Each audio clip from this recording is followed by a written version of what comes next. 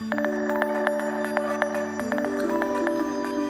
right, and welcome back. We do have a heat advisory for areas along and east of I-35, and that's only for the next couple of hours, folks, because we could be seeing heat indices get near that 110 mark, and that could increase some risks for some heat-related illnesses. And the reason they are actually the coolest across central Texas, but they're in this for this heat advisory, the reason for that is because we are seeing temperatures that are getting to those lower 90s, but heat indices are in those triple digits. For tonight, we're not going to get much cooler than that, folks. We're only going to get to those upper 70s in a lot of spots. Some areas may not even get below 80, but by the time we get to around the western zones, we're looking at temperatures getting to those upper 60s, low 70s, I should say. Places like Comanche, Brownwood, all the way to Gatesville, checking in at around 74. Highs tomorrow could get to those upper 90s, some lower 90s in our eastern zones, yet they are going to have the highest heat indices getting to those lower triple digits. Places like Mejia, Fairfield, Hearn checking in at 101,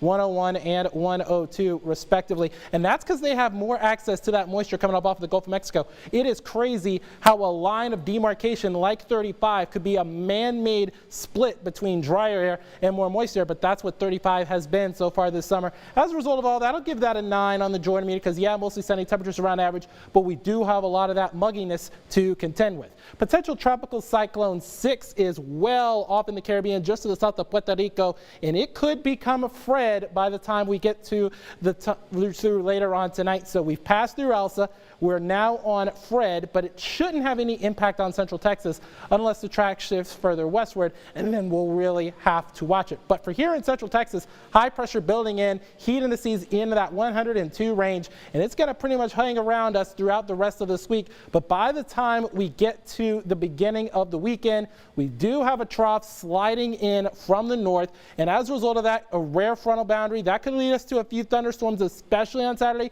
Could still see a few isolated thunderstorms on Sunday as well as Monday, but we are going to be a little bit below average to start next week. Curtis Quillen has the latest in your sports coming up right after this break.